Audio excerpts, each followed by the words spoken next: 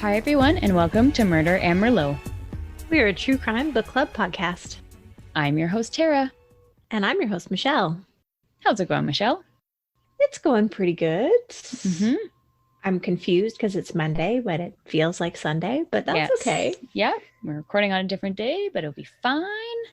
Happy Family Day, everybody. Yes, happy Family Day, long weekend. It's all good. And happy belated Valentine's Day, I guess. True. Yes. We have a great tradition every year of sending each other serial killer Valentines, and it's just my very favorite. It's my favorite too. I don't even celebrate Valentine's Day with my husband, but I celebrate Valentine's Day with Tara. Yes, yeah, every year. It's amazing. Yeah. And we finally get to finish our discussion about BTK, Dennis Rader. Mr. Get him Dennis out of Rader. I just want him out of my brain. My brain is melted. I'm kind of over it. I know. I am so aware. I feel like every time we deep dive into a case, like you just dig and dig, and you look into it for weeks and weeks, and then you just hit a wall, and you're just like, okay, no more. I can't do it anymore. I can't learn one more disgusting fact about this asshole. Exactly. Can't do it. I'm done. Yes. So we're going to get through this episode. I'm super excited because I love our book club episodes, but I'm also happy to be done talking about this big gross pig.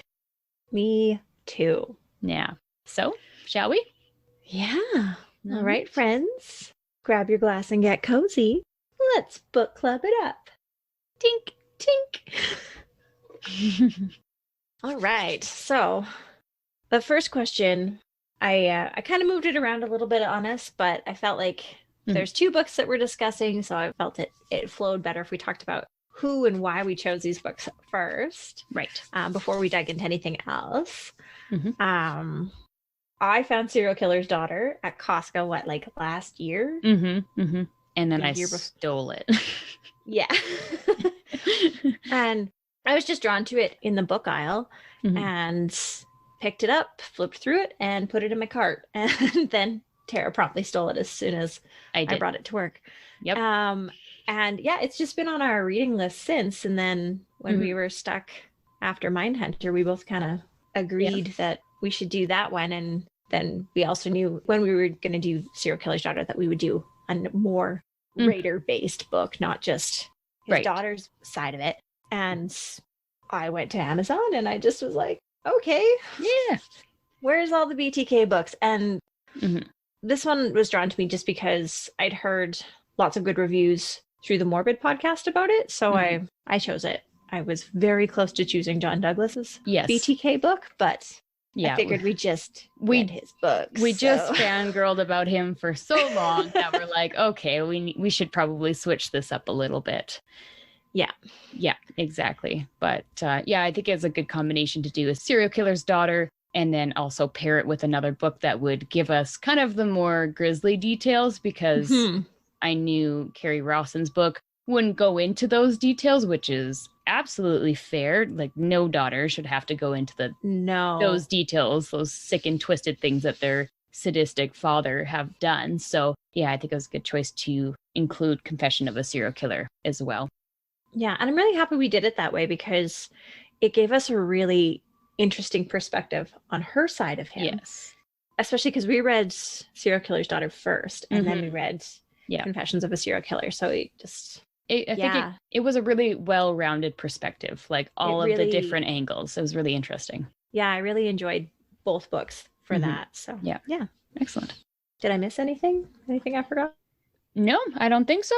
I just said that, we're like, what do we do next? Peered through our bookshelves and we're like, well, we got to pick a big one. Like, we promised a big one for the winter months, and this one's a doozy. So yeah, Michelle was brave and was like, let's do it. And I'm like, okay, you got this.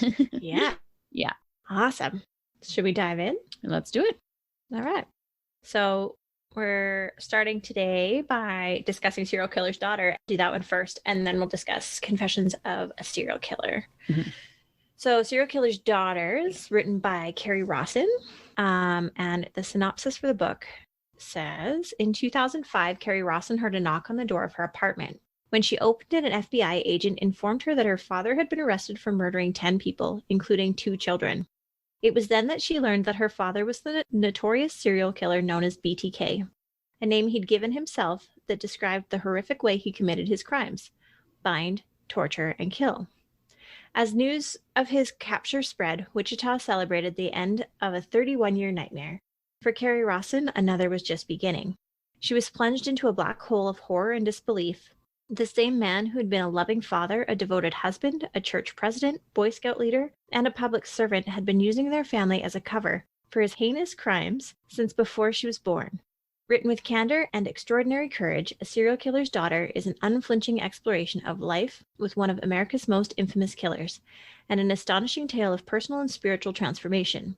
For all who suffer from unhealed wounds or the crippling effects of violence, betrayal, and anger, Kerri Rawson's story offers the hope of reclaiming sanity in the midst of madness, rebuilding a life in the shadows of death, and learning to forgive the unforgivable. About the author, Kerri Rawson is the daughter of Dennis Rader, better known as BTK. Since her father's arrest, Kerri has been an advocate for victims of abuse, crime, and trauma, sharing her journey of hope, healing, faith, and forgiveness. She lives with her husband, 2 children, and 2 cats in Michigan. Love that. I love that her cats got included on her book. I did too. That's very sweet. What was your first impression of the book, Tara? Well, I've had 2 different versions of the book. So I started with what I will call the blue copy. Maybe it's green. I don't know. But it's the one that Michelle originally had. And it didn't really stand out to me too much. And it doesn't really have the typical true crime book feel to it. But I guess it's appropriate considering it's not your typical true crime book that dives deep into all the gory details, but rather it shows a different loving side to a man that later turned out to be a total monster. A lot of the story is about her journey with religion, so I guess in that sense, the cover pairs well with the story, but overall, I wasn't a huge fan of the look of that book. The other version, which I borrowed from my friend's mom, thanks, Carla, is more of the typical cover that you would expect to see. It has BTK's mugshot, plus photos of the father and daughter together, and the color palette is the classic black, white, gray, red, which although common, I do like the aesthetic more. And I quite like the size and the feel of it as well.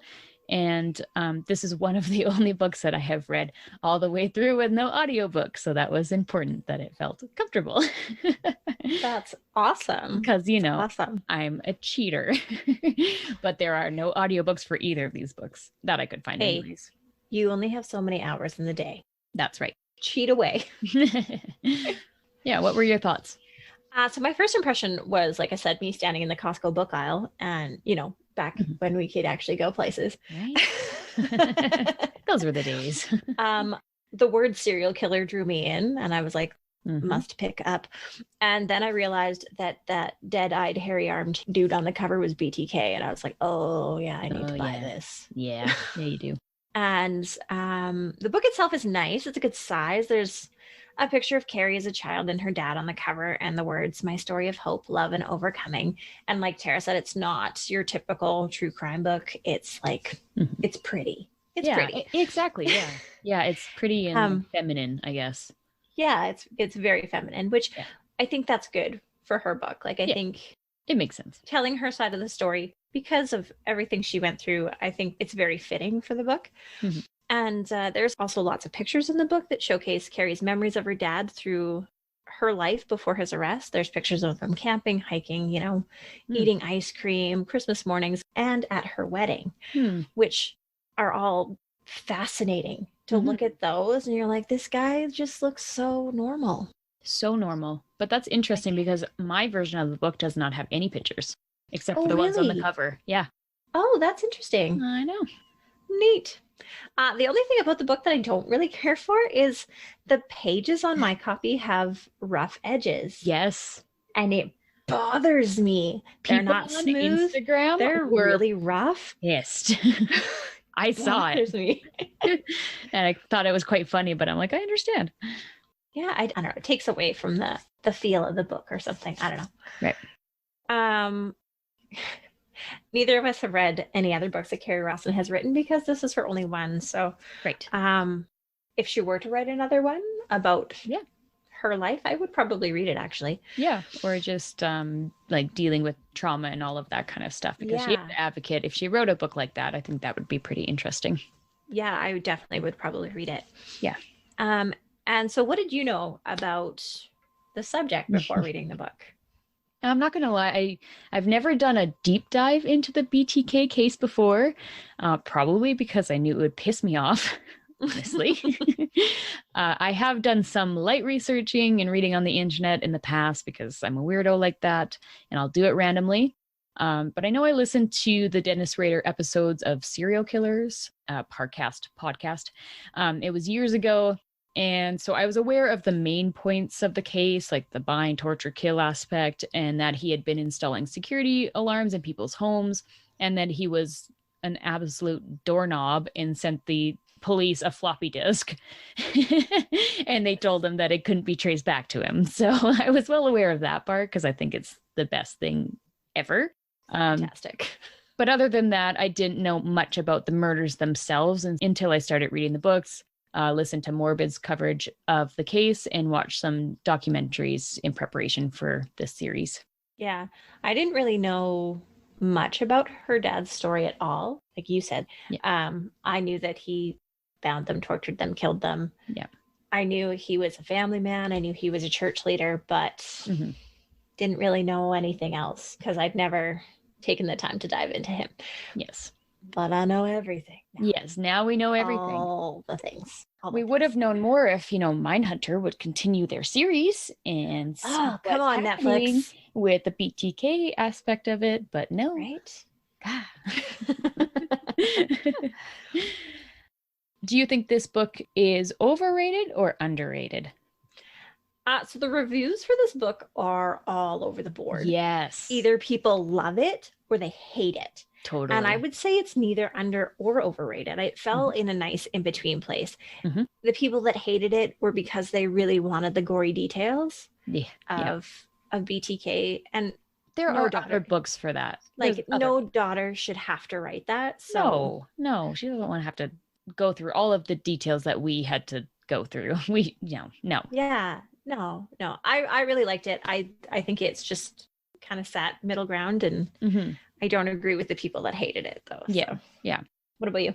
Pretty much said the same thing. Like I feel like in the last 3 book club episodes, I have said the same response, but I feel like it was appropriately rated. Like it's right in the middle, like you said. It's a great book, a New York Times bestseller, but I wouldn't put it on the same pedestal as like a classic like Mindhunter, but that doesn't mean it's not a great book. Yeah. Right. What did you like best about the book? Well, it's probably an obvious answer, but I like how it showed you the perspective of the killer's family, which obviously that is the point of the whole book. But it's not a perspective that we really ever get to see, but they're victims as well. And their lives are also changed forever. And not only do they lose a member of their family, but it also taints all of the good memories that they have ever had with that person. And there's so much hurt, betrayal, and guilt that comes along with it. And they shouldn't have the burden of carrying all of that, but they don't have a choice in the matter. They're viewed as the enemy. They're guilty by association, but in reality, they're suffering too.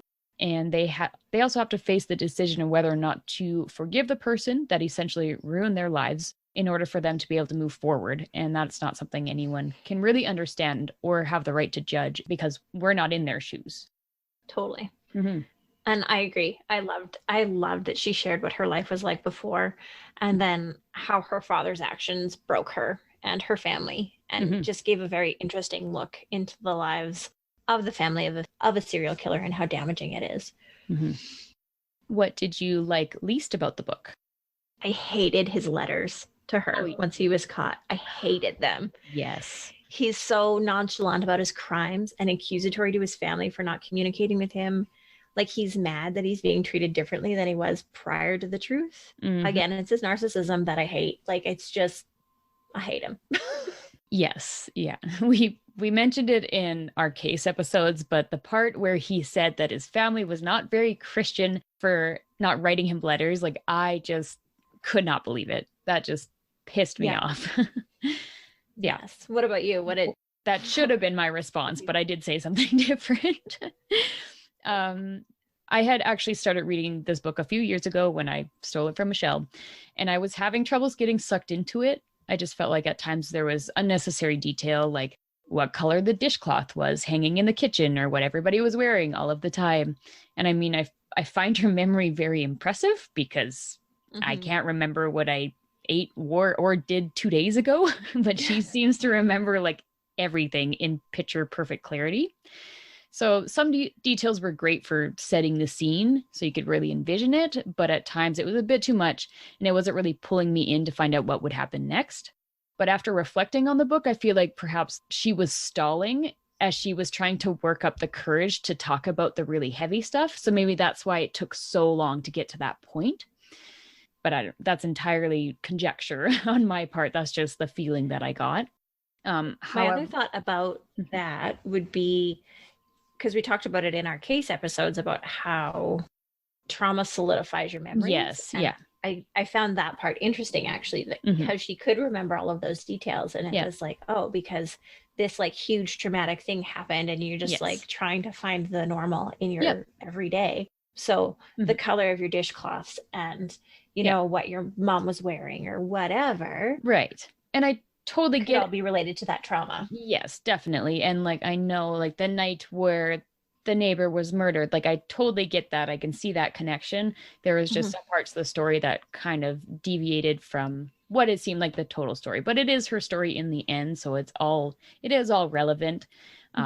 But however, when she got into what happened after the arrest and what it was like, not only dealing with the horrible news, but also navigating the media and the PTSD, I was hooked and I thoroughly enjoyed the rest of the book.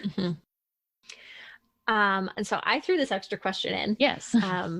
Because I found this part really interesting. But okay. How did you feel about the part of the book where they were hiking the Grand Canyon? I feel like this is a trick question because you're looking for something specific. But I was just really, really curious because that part just, it gave me some feels. So I wanted to hear your feels on it. For sure. Well, I had mixed feelings about this part. For one, I could relate because I have been on a horrible hike where shit was going so wrong and it was a terrible experience. So the whole time I was reading that part, I was thinking about my personal experience and almost dying in the mountains. But otherwise, this kind of was the point where I had stopped reading the first time. I felt like it was dragging on for quite a while. And I was also getting quite frustrated because I had to keep reminding myself that Dennis Rader is a horrible monster. But the whole time he was such a normal dad. And I was almost feeling bad for him at times.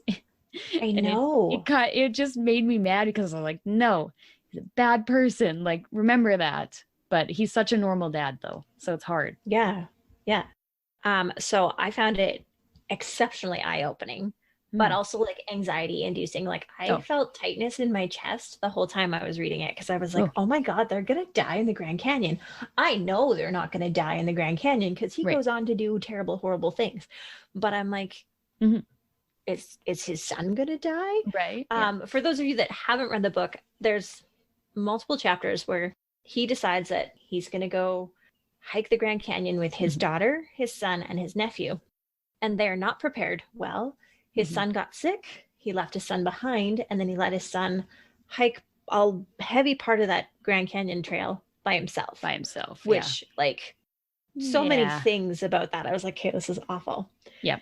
His determination in getting to his location at risk to not only his health, but his kids and nephews was so interesting. That determination, because he set his mind to this, right? Right.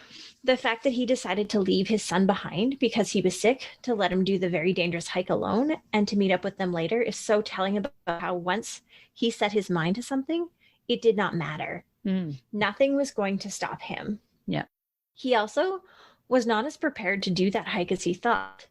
And he had the wrong gear and shit went sideways, which, let's be honest, that's kind of how his murders went. Yeah, it's true.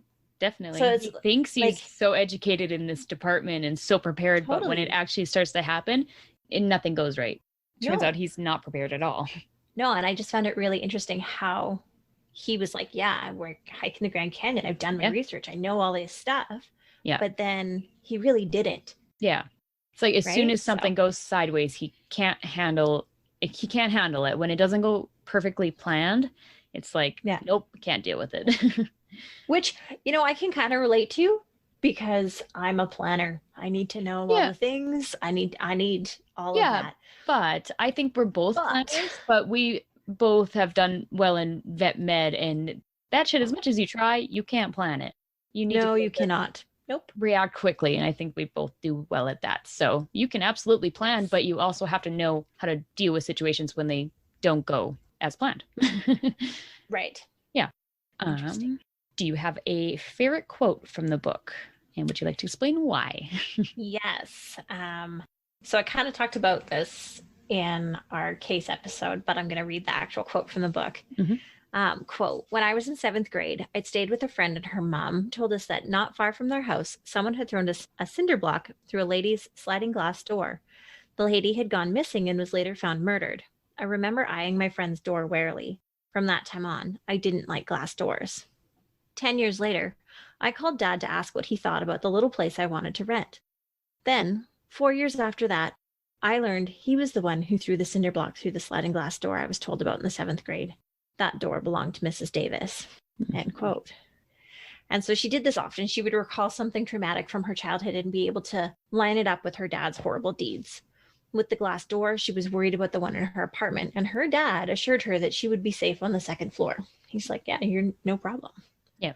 Of course he would know she was safe. He was the guy that did the horrible things. Exactly. She remembered breaking her arm and her dad being pissed because they were supposed to go away. And that was right after he'd murdered one of his victims.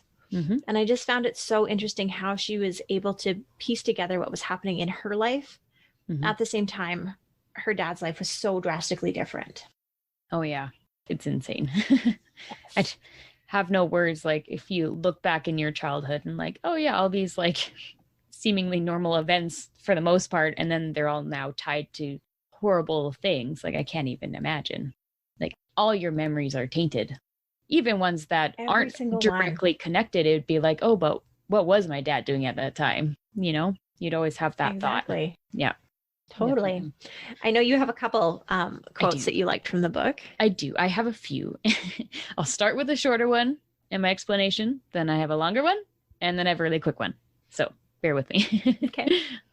First one, quote, the key to surviving life with Dad, watch the pot cautiously, turn down the heat, and know when to get out of its way before it blows, end quote. Which loved that. Pretty self-explanatory. But for the most part, Kerri described her dad as a very loving and caring person, could not have been a more normal dad.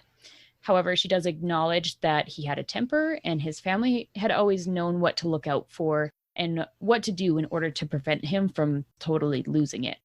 But honestly, I think it's a relatively normal thing that people do all of the time. We subconsciously study the behavior of those around us and avoid doing things or saying things that we know will set them off. 100%. But then to look back later and find out what that person was actually capable of, it changes everything and forces you to go back and reevaluate all those situations like we were just talking about. My second quote, spoiler alert, she forgave her dad.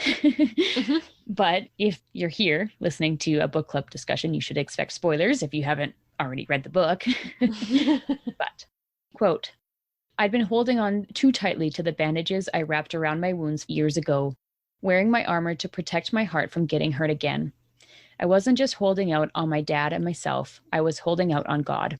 I was rotting within, so I forgave my dad for myself. After I forgave my father, the rot was removed, the hardness lifted, and I came back to myself. The old me I thought was lost, gone forever. God led me through the canyon, one foot in front of the other, and God saw me minute by minute, hour by hour, day by day, through all that followed. One foot in front of the other, I continued forward after forgiveness. I began to unwrap the bandages, letting light and air in so my wounds could truly heal, rather than just being protected. End quote. Oh, that just gave me goosebumps. Oh, well, good. I chose that quote because I felt like it just ties the whole book together, her relationship with both her dad and her faith, and how forgiveness could let her grow and heal and move forward with her life. And personally, I don't think I could forgive such a horrible monster, but I'm not in her position and I'm not here to judge. So she's a better person than I, and I'm glad she's able to move past this, not only for her sake, but for her husband and her children's sake as well. Of course, yeah. Yeah. And then last one, super quick. I like it because it has to do with vet stuff, so obviously it speaks to me. Her kittens were diagnosed with feline leukemia virus, which is a fatal disease. and she was devastated. But the veterinarian told her, quote, "These guys don't know they will die, and they aren't dying today." And the words "not dying today" helped her grow to be stronger, and it just really made my heart happy. I loved that part really too. Sweet. So I was like, well, all the shit luck she gets Luke cats too. I know, like it's the worst, and like the worst timing, and it made me sad. But I thought that was a really nice quote, and it just reminds you, like, things that you say that you may not think much about, it could affect somebody going forward more than you could ever know. Totally. What were you feeling when you read this book? Real talk, it made me pretty sad at times. So there's a lot of talk about mental health and depression, anxiety, trauma, all of that. And it made me think about myself, and not going to lie, it did make me cry. She was dealing with postpartum depression. Obviously not something that I've experienced, since, I've never had a kid. But she says, quote, "All the baby wanted was me, and all I wanted to do was sleep, because sleep alleviated all worry, all pain, and all suffering." And that hurts me, because I'm like, oh yeah, that's my insomnia. That's why I get so anxious. It's not just insomnia. It's not just not being able to sleep. It's like wanting to turn your thoughts off. And I can't do that because I'm laying in bed anxious and my brain is just going. So I'm like, oh, that hurt me. So yeah, it was at times I was really sad. Yeah. That part got me for sure, because I did have postpartum depression, and that quote, I was like, yeah, sleeping is easy.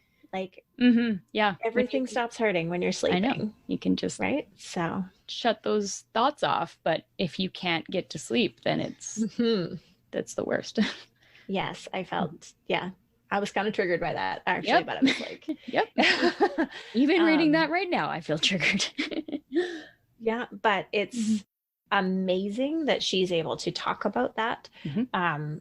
Maternal mental health is a thing.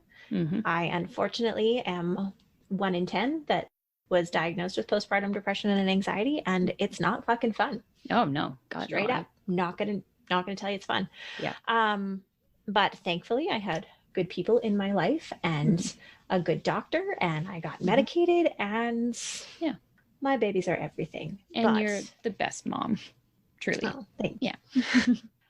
Yeah. So I definitely had some feels while reading the book as well. Totally. I was angry at her dad the whole time, because I knew he was a shit human being, and he led her to believe that he wasn't, and she just loved him for him, and it just was not fair. Yeah.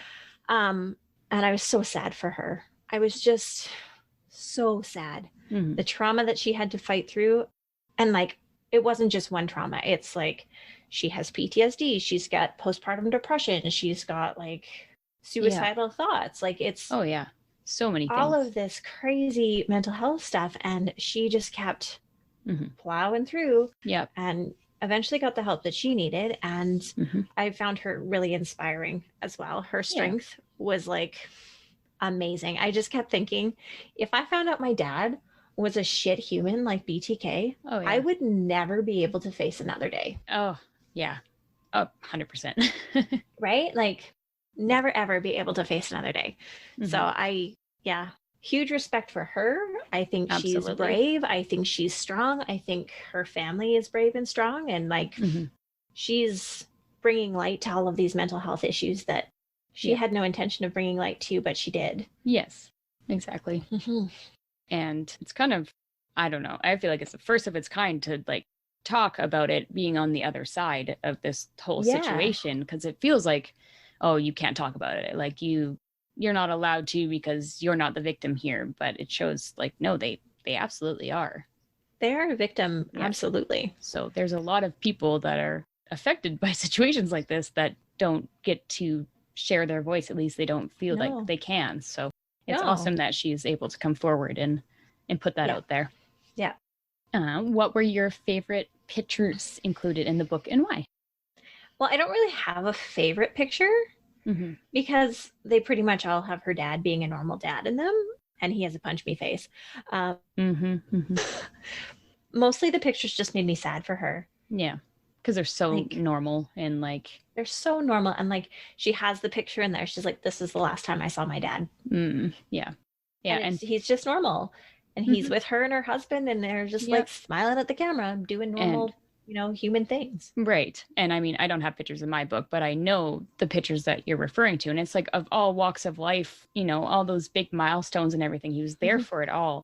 And then to find out that it's just not the person you thought it was, like, it's right. Can't even comprehend. I did have a little giggle because there's lots of pictures of them hiking the Grand Canyon in my copy anyways. Yeah. And there's a picture of like Dennis standing on a rock in like Captain Morgan position. Oh yes. With his socks pulled up tall, and like I'm like, you're just such a dork. Like nobody would think anything else, right? That's just my dorky dad, right? Dorky dad. Dad jokes and all that kind of stuff, I'm sure. Like, right? I'm sure of it. What did you think about the book's length? Would you have shortened it or added anything to it? Yeah, again, I think there were some parts that had a little bit too much detail and dragged on a little bit, but other than that, I think it was a really good length. Read it in good time. I thought it was great. Yeah, same. I read it in like a week and a half, which was impressive because totally. For me, I read at night when my kids are asleep, and I usually fall asleep. So yeah. She didn't go into great detail about her dad's crimes, obviously, and I can't blame her for that. No, it was the right length, and the things she covered outside of his crimes were profound. So. Yeah, absolutely. And I mean, I guess we knew that going in. Like, I never expected her to go into any details of any of the crimes, and that's why we chose another book to pair with it.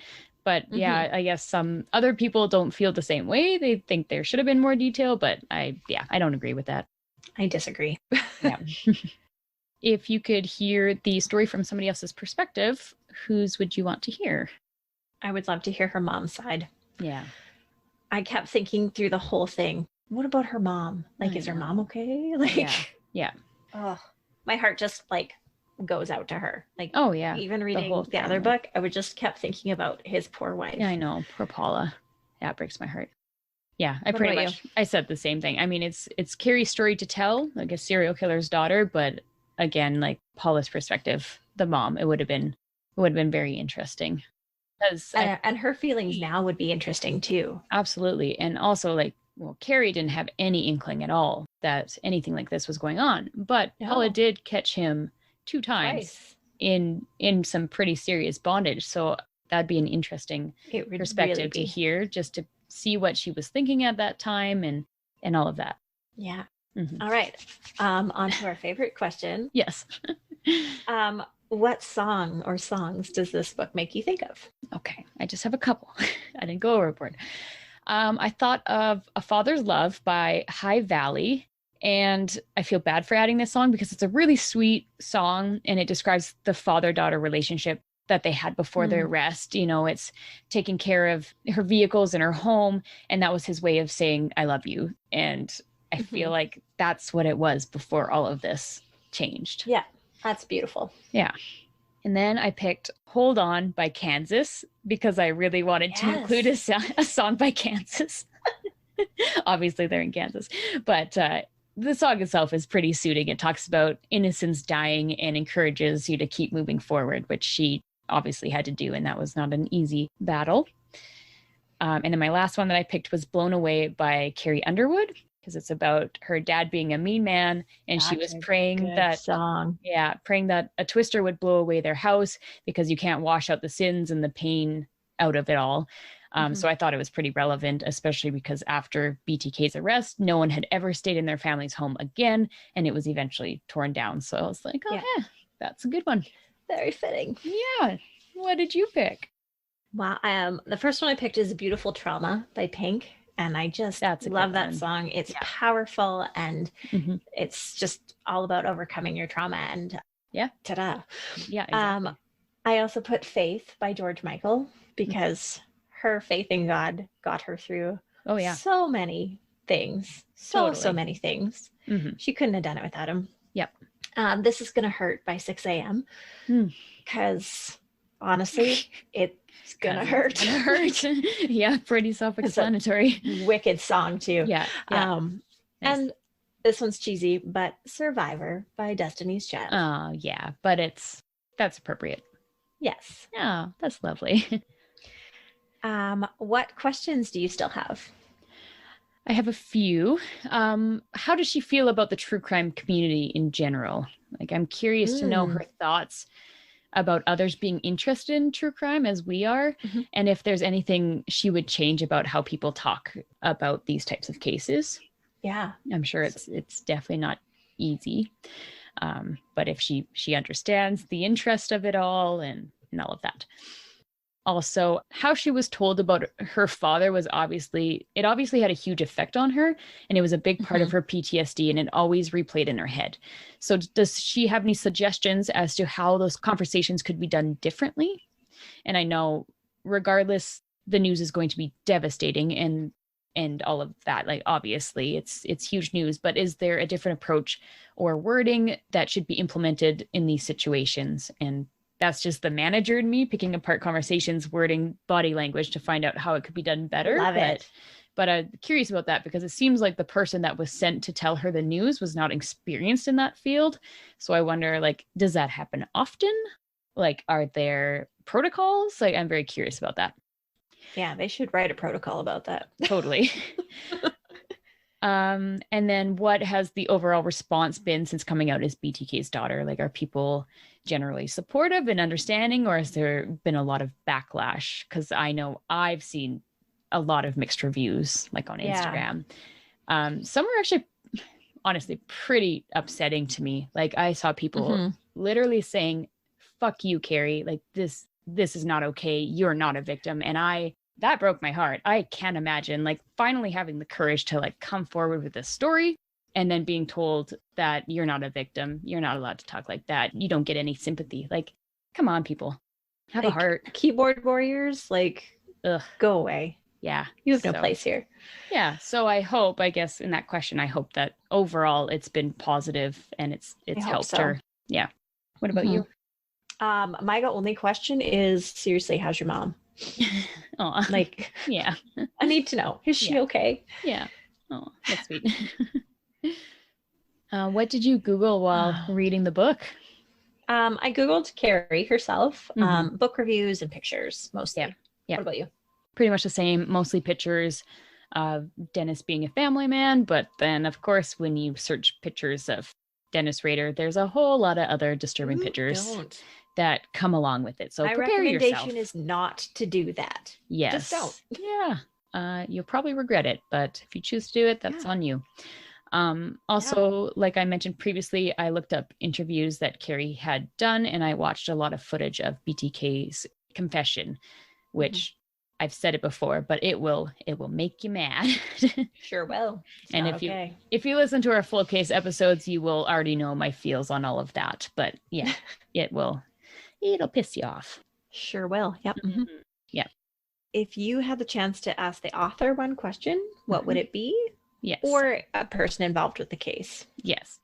If I just could ask Kerri one question, I would just say, what is the number one piece of advice you give to others that are going through a similar situation? Beautiful. What about you? Seriously, how's your mom? Love it. I need to know. I know. Need to know. Right? Or if I could ask her mom one question, it would be, what have you done to help yourself heal? Yeah. Because I really hope that she's absolutely. Because you can see that healed, and Kerri's been on a long road, but she has done things now that have really helped, obviously. And I think the book was a big part of her closure and putting it all into words. So curious what Paula has done to help herself heal, because everybody heals in different ways. Absolutely. And Kerri didn't get to choose her dad. Yes. Paula chose Dennis. Right. Like that must hurt. Oh yeah, for sure. Yeah. My heart just feels sad for her all the time. Definitely.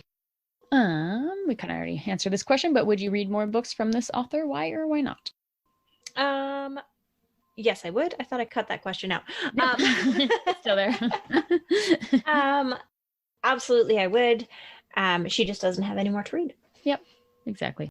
And like I said previously, if she wrote a book specifically on surviving abuse, crime, and trauma, I think that would be pretty interesting. Yeah, which, I mean, that is a lot of her book, but just kind of like a how-to, like, what steps does she recommend for other people to take? Yeah, exactly. What would you rate this book? How many cats? I said 8 out of 10 cats. Yeah. What about you? Yeah, 7.5 cats. Oh, nice. Yeah. Would you recommend this book to others? Absolutely. I figured. Clearly. You? I would for sure. I would say, especially for those that just dip their toes into true crime but can't handle all the grotesque details, this would be the perfect book for you. If you're a terrible person like myself that looks for all those details, then I would say, yes, absolutely. Still read the book in order to appreciate somebody else's perspective, but just grab another book that will have all the case details, like Confession of a Serial Killer or John Douglas's as well, which is Inside the Mind of BTK. And although I haven't read it, I'm sure it would be fantastic as well. Sure, it's amazing. Yep. Awesome. Shall we switch gears and dive on into our other book? Yeah. We're very kind in that first book. Mm-hmm. I don't know that we're going to be as kind in the second book. Right. And I will just say I was very thorough with A Serial Killer's Daughter because I had a lot of time with it. I did not have a lot of time with Confession of a Serial Killer. So my answers may not be as thorough and planned out, but I still have lots of feels about it. Well, yeah. Yeah. All right. So Confession of a Serial Killer, The Untold Story of the BTK Killer by Katherine Ramsland. Synopsis is, in 1974, Dennis Rader stalked and murdered 4 family members in Wichita, Kansas. His fascination with serial killers had begun during his adolescence when he read about their crimes and fantasized about committing them himself. His urge to kill was never satiated for long, and by 1991, Rader had murdered 6 more people, mostly young women. By then, he had christened himself BTK, Bind, Torture, Kill, signing his new moniker to disturbing notes he wrote to terrorize the city, where he remained on the loose for 30 years. But in 2004, as he began to play ever riskier games with the police, he made a crucial mistake leading to his capture. When he was arrested, Rader's family, friends, and co-workers were shocked to learn that BTK had lived among them for decades, sharing in the rituals of their normal lives, and even serving as their church council president. Rader's case stands out both for his bizarre, brutal treatment of his victims and for the ordinary public face that he had consistently maintained to deceive the outside world. Through jailhouse visits, telephone calls, and written correspondence, Katherine Ramsland worked with Rader himself to analyze the layers of his psyche. She unveils in meticulous detail the childhood roots and deadly development of one man's motivation to stalk, torture, and kill. Ramsland reveals previously unknown aspects of the macabre motivations of this most famous of all living serial killers, presenting a brilliant, original, and rare glimpse into the making of a murderer. About the author, Katherine Ramsland, PhD, is director of the Masters of Arts in Criminal Justice program at DeSales University in Pennsylvania. She writes a regular blog for Psychology Today and has published 59 books, including The Mind of a Murderer and Psychopath. She is a very smart lady. Oh, yeah. She makes me feel like I know nothing. Like she's fascinating. The stuff she knows, man, it's impressive. So let's talk about this book's first impressions. How did you feel? Overall, the size and the feel of the book are nice. The pages are super heavy duty, like good quality. So I really liked that. The cover is nothing really special. Behind the text, you can faintly see some rope, but you would have to look pretty closely to really see the details of it. And it's pretty well known that Dennis Rader did a lot of drawings. So I think if you're going to choose a picture of a random object, it would have been really interesting to have one of his drawings instead. But I know that mixed feelings about that as well, because I don't want to give him like that much credit. But I think it's kind of the whole point of the book. Yeah. True. Mm-hmm. I said another beautifully textured book, and I think I actually messaged you those exact words. Yes. It's not too big. The font is small, but from the first glance, I'm intrigued. I want to read more. Mm-hmm. I love the red background and the bold writing on the cover. Mm-hmm. Is this book overrated or underrated? I would say it's underrated, actually. Mm-hmm. It's not one that comes up on the must-read true crime lists, and mm-hmm. I found it really insightful and really well done. Mm-hmm. Absolutely. I also said it was greatly underrated. I feel like nobody knows about this book. Like, for comparison, The Stranger Beside Me by Anne Rule is somewhat similar, as she had direct correspondence with Ted Bundy and includes letters from him. And that book is huge. Like, it's one of the classics, which I mean, knows. Rightfully so. But this book is pretty much written by BTK. And not that I, again, I don't want him to have a bunch of attention because that's what he wants, but it's still extremely interesting to hear all of the information directly from the source. Mm-hmm. What did you like best about this book? I like the balance between hearing the story directly from the serial killer and having an extremely educated person to fact check his information and give further explanations. I feel like that's a pretty unique construct that I haven't seen yet in other true crime books. Way to just take my thoughts, Tara. Oh, yep. Say them before I can. And it's bound to happen. Yeah, pretty much the same. What you said. I loved the in-depth detail of the story, and I especially loved Katherine Ramsland's input on his psychology. Like, that's totally so neat to have his perspective plus her perspective on him, like in the same book. Perfect. Very interesting. Love it. One of my favorite parts about the book was that she wrote the epilogue so that she could get the final word and not him. Yes. Yeah, I do love that. Yes, I loved that. Mm-hmm. Mm-hmm. What did you like least about this book? Dennis Rader's writing and his shit grammar and some of the details that I didn't care to share. Oh my God, the details. While we were recording our full case episodes, it sounds like we have a lot of horrible details in, which they are horrible details, but Michelle did y'all a favor of not including a lot of the shit that he said. Yeah. It's some of the nastiest things I've ever read in my life. Yeah, it's pretty friggin' awful. Yep. What did you like the least? I mean, I should have had the same answer as you again, but I said something a little different. Really, there was not much that I did not like about it. Like I've said it 1,000 times. I like to know why people commit horrible crimes. And I also like to know the science behind it all. So it was exactly what I was looking for. The only thing I would have liked added was a key at the back of the book that was easily accessible to explain all of his abbreviations and his code words and all of that, because there was so many. And I know she had explained it in the book, but it wasn't like at the very beginning or the very end. It was pretty close to the beginning, but you had to dig for it a little bit. So I found myself always flipping back to that key to figure out what the hell he was saying. So just a little bit more easily accessible key to all of his crazy code words. So I got so far into it that I no longer needed the key. Yeah. I understood everything he was talking about. And I was like, wow, that's horrible. And for the most part, I got a lot of them, but there were some that weren't used quite as often. And I'm like, what was that again? Yeah. Yeah. Do you have a favorite quote or quotes? I had 13 quotes marked off in my book, and I'm like, well, I'm not going to put anybody through that. That's a little bit too many. So I chose a couple. Still a lot, but not 13.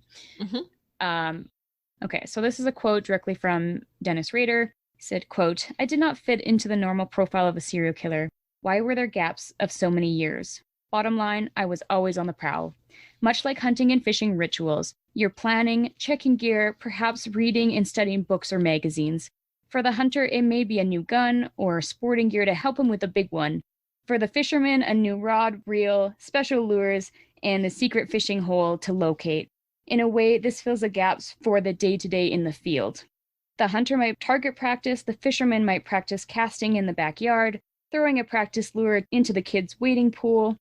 In both scenarios, the person has to have the time and proper season. It may take months or even years to plan a successful day. If you go to a hunter's den, you might find a trophy. But what about the off years?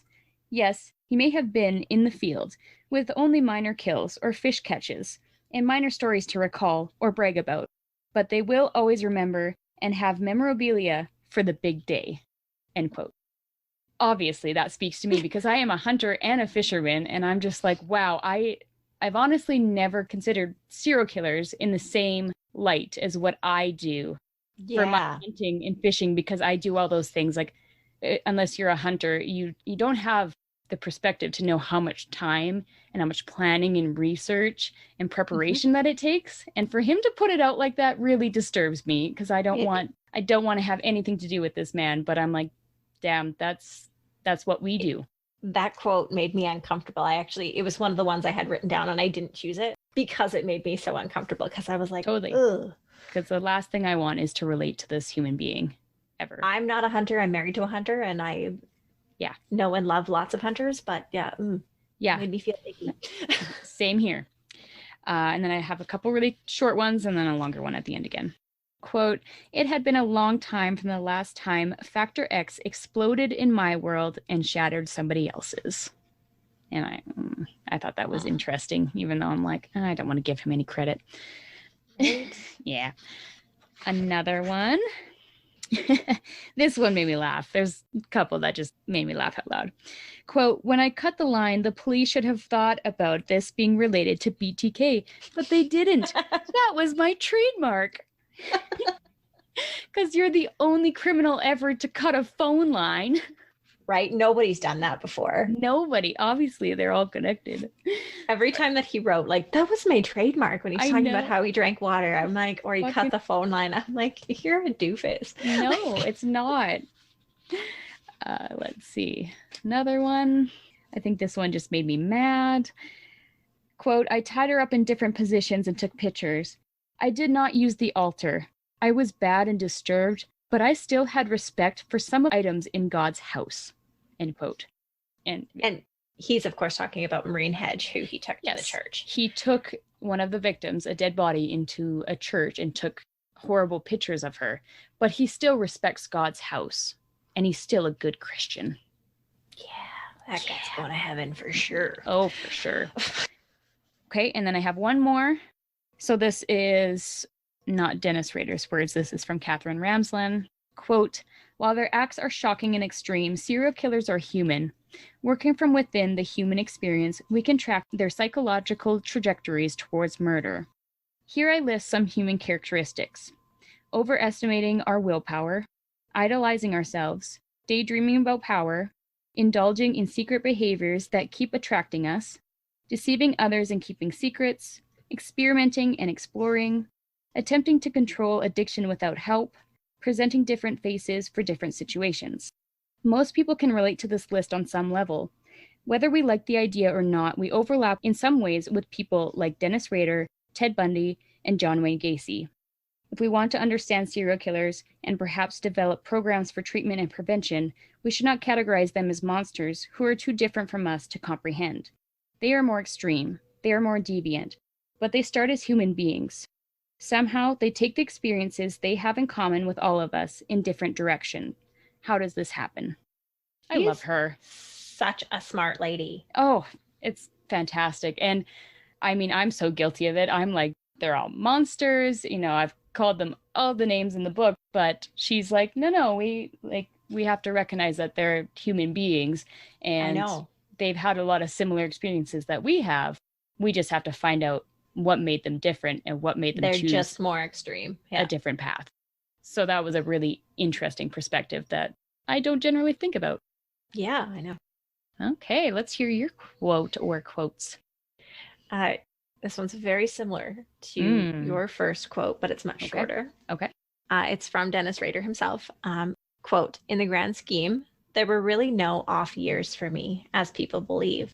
I was always on the prowl. I just had no hits." End quote. Yeah, very similar. He was busy, even though he wasn't killing. He was busy.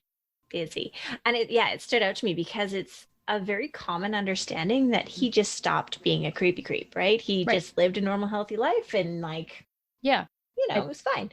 But he didn't. Like, he was always doing something. He was drawing pictures, paying attention to people as he's driving around. He had so many parties, projects, quote, air quotes, that it's unbelievable how many projects, how many people he was watching, stalking, trolling, whatever. Yeah. And he was always thinking, planning. Yes.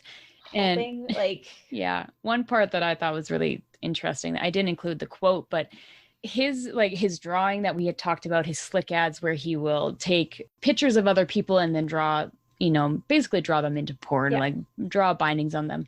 But at times he needed it in the flesh so great that he would stand in front of a mirror or a reflection and draw bindings on a mirror on himself because he needed to see it physically. And I just thought that was wild. Yeah. He's insane. Just like, there was always something. He never stopped. He just didn't kill anybody. Right. For a big span of time. Yeah. And we often see that with serial killers where they'll stop for a long time or whatever. And yeah, people just assume like, oh, they just got busy with life or they're locked up or whatever. And that sometimes is the case. But other times, no, they're still thinking about it, planning and doing all that stuff. Yeah. It's very interesting.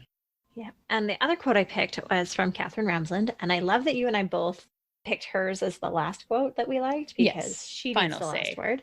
Totally. Quote, Rader wanted more than simple notoriety. However, he thought of himself as a supernatural creature, like a werewolf, and wanted someone with extraordinary powers to pay attention. This would up the stakes. When the FBI profilers offered their opinions, their efforts elevated the status of the BTK investigation. End quote. Mm-hmm. It's this glimpse into Rader's mind that solidified some of my understandings of him. This plus Ramsland's description of narcissistic immunity, which I talked about in part 2, really helped me to understand why he was doing the things he was doing. Right. Yeah. I almost picked that quote too. I thought that was a really interesting one. Yeah. It's very cool. Excellent. Great quotes. Yes. What were you feeling when you read this book? Oh boy. I had some feels. A lot of feels. I don't think I've ever made so many facial expressions while reading a book or just having random outbursts because I was so shocked and angered and confused and I had so many emotions. It was unreal. Yep. So often I was just blown away by his contradicting statements.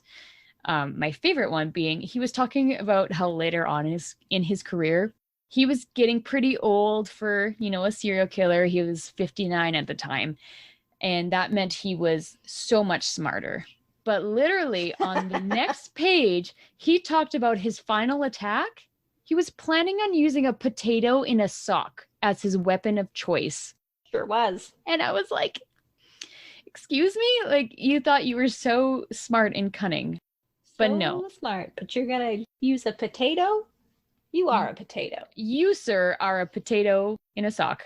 Like, what? And I think that's what really blew me away, like, so often, which I shouldn't be surprised by it. But the contradictions that he would constantly make, I'm just like, is this guy serious? But he is. It drove me crazy. Yeah. I just had deja vu, and that is really weird. Oh, something about you saying he is a potato in a sock gave me deja vu, and I don't know why. I don't think I've ever said those words before, I don't think I have either. So. Okay. Cool. Creepy. Weird. That's hilarious. Cool. My feels while reading the book. Anger. Disbelief. Yep. Indescribable loathing. Yes. I was like, that's all I got. Entirely. Yes. 100%. Everybody, but also like talk about me loathing him entirely, please. Oh my God, it's my favorite TikTok you've ever made. But I was also completely fascinated by Katherine Ramsland's opinion of everything. So yeah. But mostly loathing. Yeah. Mostly, yes. Lots of loathing. What was your favorite picture or pictures included in the book and why? All the pictures are pretty terrible, actually. They're weird, man. Especially his drawings and him in self-bondage. Wow. Yeah. But if I was choosing a favorite, wow, I can talk. It would be the picture of him being arrested on his lunch hour. Oh yeah, that's classic. That is fantastic. Chef's kiss. Yes. Mwah. Mwah. I love when Michelle first got her book and she Snapchatted me a picture of him in self-bondage. I was like, wow, this is gonna be fun. I'm like, prepare yourself. Yes. I'm like, oh, that's what we're getting into. Great. I actually thought that his self-portrait was pretty interesting. I just remember learning in psych classes a lot about people's drawings. It was a lot about child psychology, but like how they draw other people, how you draw yourself. I just think it says a lot about somebody. What it says about him, I don't specifically know, but it was I thought it was very interesting to see how he perceived himself. He had to make a big deal about the dent in his forehead. Like, this is where I had trauma.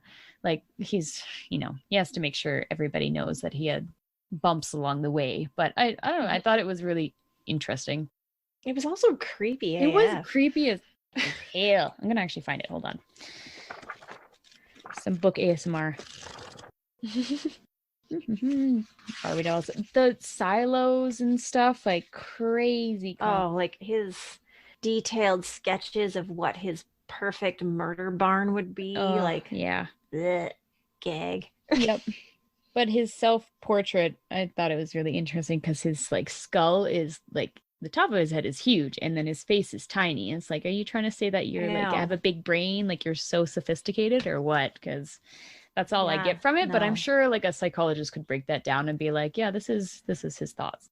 But yeah, anyways. Or he's just not really a good artist. Yeah, that's true. I mean, he spent enough time drawing that you'd think he would get pretty good at it, but it's all weird and crazy and unless he's drawing a ball gag, it's not very good. Yeah. What did you think about the book's length?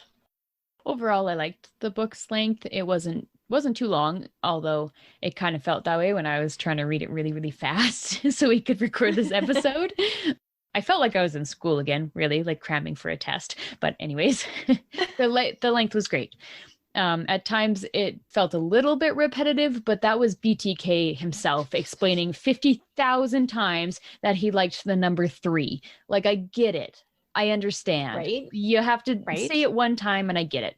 But he's been diagnosed with OCD. So I see where it comes from, and it kind of, you really get to understand his thought process by seeing that repetition. But at times it was annoying and it could have been trimmed back, but I totally get why it's left in. I literally said at times when it was just his ramblings, I thought it got a bit long. Yeah. Yeah. But the story and the insight into his mind made the length of his misspelled bullshit worth it. So true. Yeah. If you could hear the story from somebody else's perspective, whose would you want to hear?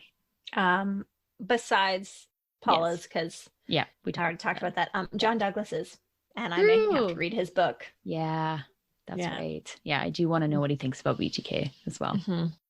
I think the right people told this story, which is funny considering I think in like all the other book club episodes, I'm like, nope, I don't want to hear from that guy. He sucks, but and he doesn't deserve attention. So I'm a total hypocrite right now because BTK has a lot of opinions, and it is quite interesting, even though like I don't want to hear him talk. But at the same time, we hate that guy. We hate him so much. But at the same time, I'm not sure anybody else could really keep all of his thoughts straight. So I think the right people came together with him being like, these are all the crazy things that happen in my mind. And then a really intelligent woman to be like, okay, let's organize this all. So I thought it was really well done. But I will agree with you that I'm sure John Douglas has some great opinions on it as well. Yeah. All right. What songs did you come up with for this book? Okay, I failed in this department. I did not do a good job. I apologize. I did so bad. First, I have just the theme song for The Good, the Bad, and the Ugly, because he loved the theme song for The Good, the Bad, and the Ugly. And he talked about how much he loved it. I also have another theme song, which is Mission Impossible, because he thinks he's some fucking spy. I totally pictured him being like doing Mission Impossible like moves with the theme song going on in his head. So that fits. 100%. Perfect. And then the only decent song that I picked was Mr. Mom by Lone Star. Because he considered himself Mr. Mom when he had to take care of the kids. And I'm like, right. And see, fuck you. I love that song. I think I know. Great. But when BTK said it, I'm like, you're a fucking dick. I thought the same thing. I'm like, I didn't have a problem with that song before this, but then BTK said it and I'm like, I don't like that anymore. Well, you're going to be impressed. Okay. Impress me. First song. I had it picked out before I ever finished the book. Fuck You by CeeLo Green. Oh, yeah. Chef's kiss. Mwah. Love it. Song 2. I Hate Everything About You by 3 Days Grace. Excellent. I have a 3 Days Grace CD like literally right there, right beside me. I could have just went Yep, that's the one. That's the one. Yeah. Down with the Sickness by Disturbed. Yes, because he's disturbed. Uh-huh. I'm surprised that you did not pick this one. Oh God, what? Platypus, I Hate You by Platypus, Green I Day. Hate You. Oh my God. Green Day is your favorite band. I know, and I'll just say that I thought I had more time to plan out my songs than I did, and it was all very last minute. But Platypus, I Hate You is my rage song. It's amazing. It's the best. Oh my God. I cannot believe you didn't pick that. I should have. And I found this other special treasure called BTK by Exodus. And it's just like heavy metal, and it's awesome. Sure. So our our playlist for BTK is going to be, well, we got some Pink in there, so it'll be like a little bit of pop, a lot of country from my side, and then some heavy metal. Some heavy, angry shit. Because you know what, that's actually pretty fitting, because his brain was like a crazy random place. Right. So all those things coming together is kind of appropriate. I know. Yeah. I love it. It's amazing. Wow, that Green Day pick. I wanted to have the first Green Day pick. I should have thought of that. Not. I thought for sure. Oh yeah, that you would have it. Oh yeah. Well, seriously, when I'm angry, it's just I just play Nimrod, like the entire album, because there's a lot of good like angry really songs on there, and I'm jams on there. Yeah, makes me feel better. Yeah, nice, love it. That's fantastic. Yes. What questions do you still have? Honestly, I don't really have any remaining questions. Mm-hmm. He was so forthcoming with all of his information because, you know, hypergraphia and like to talk. Totally. Yeah. That he didn't really leave any loose ends. I agree. And I'm like, I got all the information that I needed and was expecting, and I'm pretty BTK'd out at this point. Like, yeah, I think I'm good, which I don't think that's ever happened before. Like, usually I still have questions, but you're right. Like, he told us everything.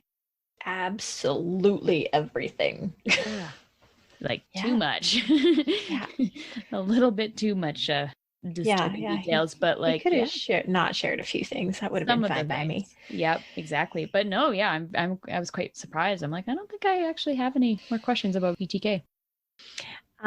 What did you Google while reading the book? Well, same thing as before. General pictures of BTK. Some things I wish that I did not see, but I saw them with my eyeballs.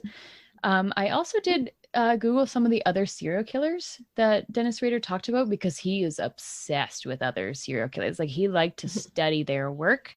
And so two that I don't know a lot about that I looked up were Harvey Glatman and Leonard Lake. I remember those ones standing out when he was talking about them. So I looked into those, and I think I'll do some more research into them as well. Yeah. Yeah. What about you? Okay, what didn't I Google? It should better be the question. Right. However, I was laughing because I was scrolling through my search history to answer this question, and it's like all BTK things, like his victims, his symbol, his arrest, his murders. And in the middle of all of the Dennis Rader stuff, my search results were how to return a Nick's bra. The important things. Right? Which, super easy. Yeah. Highly recommend. Great. Yeah. It totally reminds me, like, so I always use my phone at work, obviously, like, just for like quick searching things, even like, how do I spell that? Whatever. And every time for like a whole week, every time I would go to my search bar, first thing that would pop up was like BTK images. And I'm like, ugh. And I kept meaning to close that box, but I'd search whatever I needed to search, but I would never press send. So it always just revert back to pictures of BTKs every time I opened my freaking internet on my phone. It's all I saw, and I'm like, this is awful. Man, I'm at work. I know. It's terrible. Nobody can see, because that's not what I'm looking at right now, I swear. It just keeps popping up. If you had the chance to ask the author one question, what would it be? My question for Katherine Ramsland would be, does Rader bring out the same feelings of hate in you as he does for us? Right. Or are you more fascinated by his brain mechanics? Mm-hmm. Definitely. I really want to know, do you hate this guy? Right. I hope you hate him, because I hate him. Yeah. I said something very similar, not exactly like that, but I asked, how did it feel to have this relationship with one of the worst human beings on the planet? And were people against the book when it came out, as it gave Dennis Rader a voice? So pretty similar. Like, how do you feel about the relationship? You know, because they had to have been rather close for him to share all of that. And he had all these codes that she had to figure out and all that stuff. So yeah, what is that like? Yeah. Interesting. Ugh. Yeah. And seriously, what do you do to unwind? Great question. I need to know. I need some tips. What brand of wine is yours? Yes, exactly. Would you read more books written by Katherine Ramsland? Oh yeah. And there's like 58 more books out there of her. So I wouldn't be surprised if we came across her work again.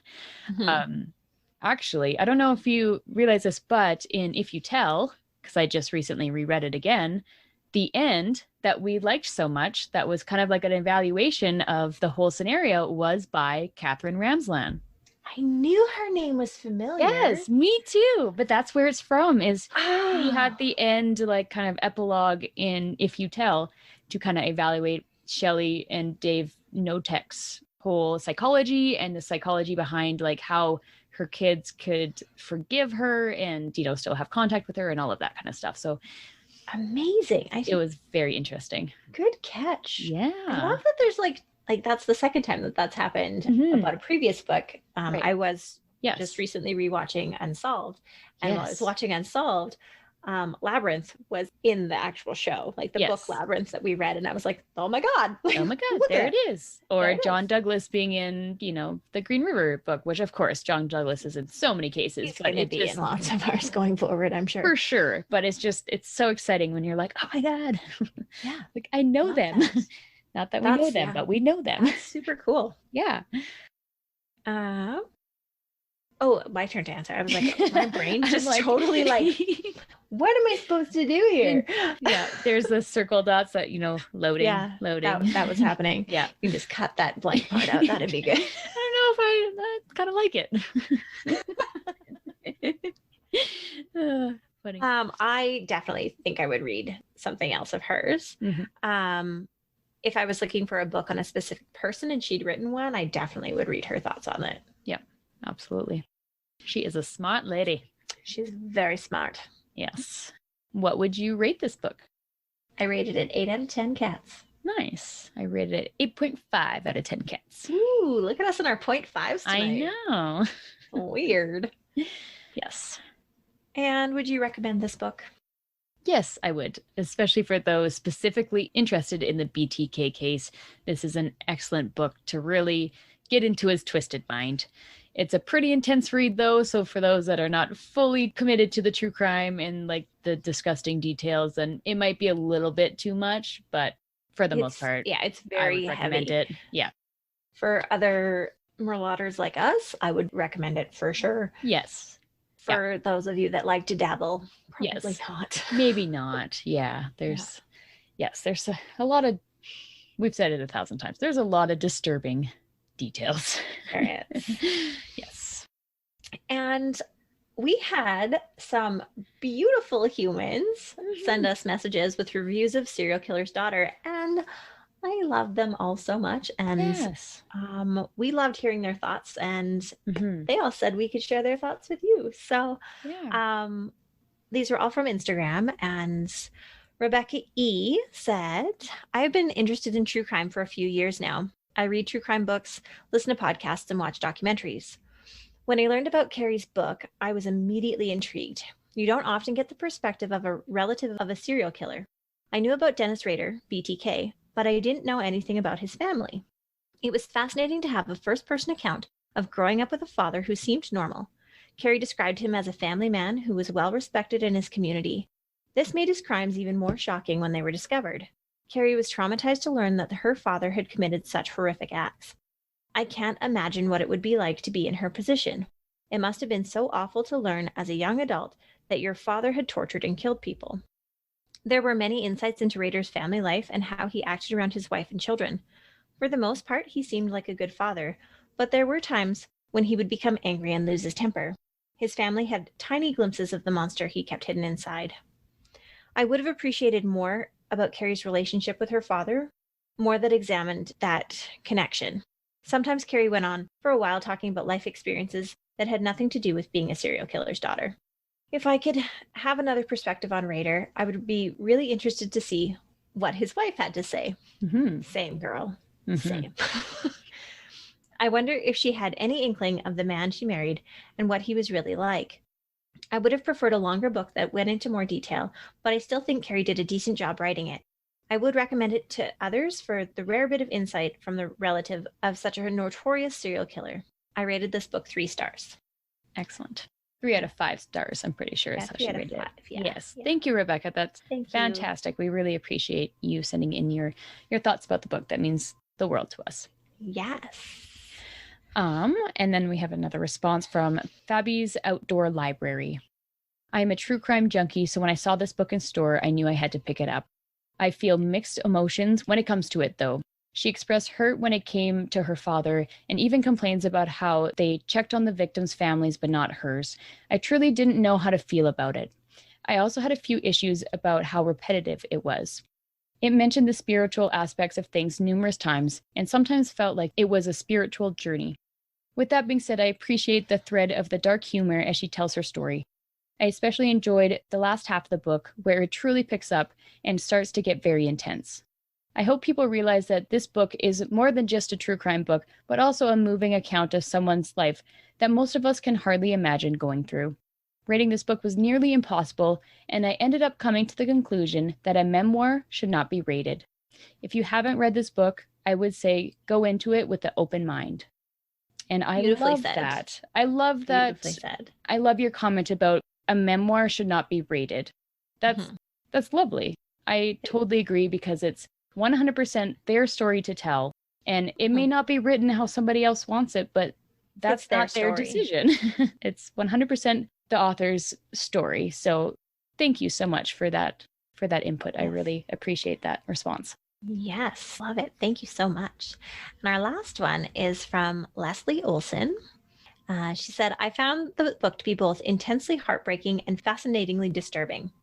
As someone who identifies with Kerri a great deal as a child being a daddy's girl, a daughter, a sister, a young woman, just starting to find her identity in the world, to be branded for life, thrust into and handed this tremendous identity of being a serial killer's daughter. The courage Kerri had to write this book, I applaud and commend her for sharing with us all a side of her life we would more than understand hiding from. I found myself with mixed feelings throughout the book. I was almost mad when listening to stories of Dennis Rader on camping trips and gardening. How dare he be allowed to have this life of content and love? It's hard to remember he lived 2 completely separate lives. This is, after all, how he was able to do what he did. 10 out of 10 would recommend. And she put into words right here how I felt a lot reading that book. I did connect with Kerri because I am a daddy's girl. Oh, yeah. And I am a daughter. I'm a sister. I'm, 100%. And I also was really mad at him because, how dare you get to have the love of these amazing people when you're such a shit human being? And did not appreciate it at all. Like, that was just a little like, oh, that's just side part of my life. But my main focus is this horrible, devious interest that I have. But like, oh, the loving family is just kind of what I do on the side to have this, That's what I do on Saturdays. Exactly. It's just like, I want other people to see me like this guy, but actually I'm like this guy. It was really frustrating. And we said it in the first episode. I think we summed it up quite well, but it's not fair that a lot of people, they aren't able to have this amazing life that he was able to put together, the one side of him. He had so many people that loved him and cared for him and all of that. And some people just haven't gotten there yet. And that's all they want in the world. But he's just like, no, I don't really care about that. I don't appreciate it. So it's very frustrating. Yes. Yeah. Thank you, Leslie, for your review. I completely agree with you. Thank you guys for sending in your reviews, contributing. It was kind of big for us because that's like the second time that's ever happened that somebody's actually reviewed a book. Yeah. So that's awesome for us to talk about. So we really appreciate that. Thank you so much. Yes. I have just a couple final thoughts.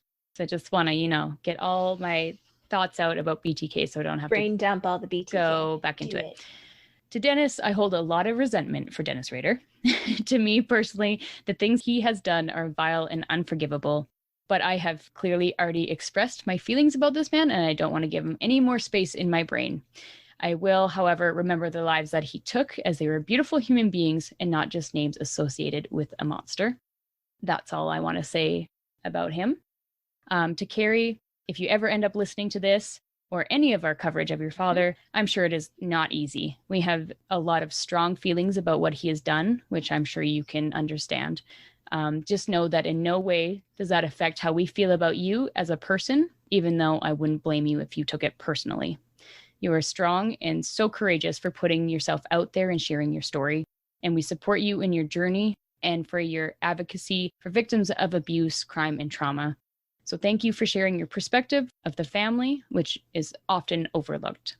You've shown a lot of people that there are all kinds of victims in these situations, and they all deserve support and understanding. Wow, those are my final thoughts. That kind of got me choked up a little bit. Oh, well, I just want to put it out there because I know I can't Beautifully said. Well, thank you. I just can't even begin to understand how difficult it would be to hear all the terrible things that people say about somebody that you love and you have forgiven. I can't even imagine how difficult that is. And I know we've said a lot of things about this man. We have not been kind. And it's not that I don't agree with those things or I take any of it back, because I still feel that way. But I just want to tell her that I can appreciate like how difficult that would be, and that we 100% support her, and we do not view her in any of the same light as we do her father. And it's not her fault that she's in the situation that she's in. Yeah. Yeah. Agreed. Good. I love that. That's what I got to say about that. Well, I think we did it. We did. So woohoo. Let us know what you thought about the episode. If you are listening to this later and you've read the books, please let us know. Shoot us your opinions. We want to hear them. You can email us at murdermerlot@gmail.com. Find us on Instagram at Murder Merlot Podcast, Facebook at Murder Merlot Podcast, and Twitter at Murder Merlot 1. You can listen to us on Apple Podcasts, Podbean, Spotify, and pretty much anywhere else you can find podcasts. We would love if you subscribed, and if you don't, you're dead to me. And remember, we are deep in the depths of reading Helter Skelter and oh yeah, relearning all about the Manson family murders. So if you have Helter Skelter, if you've read Helter Skelter, read along, send us your thoughts, tune in, get ready, because that's going to be a wild ride. Yeah. And if you haven't read it, just like put on your flower crown and we're going to get hippie-ish. Come along for the ride. Yeah. It's going to get weird. I promise you. Yes. Yeah. So excited for that. All right. Remember to drink wine. Because it's not good to keep things bottled up. Bye.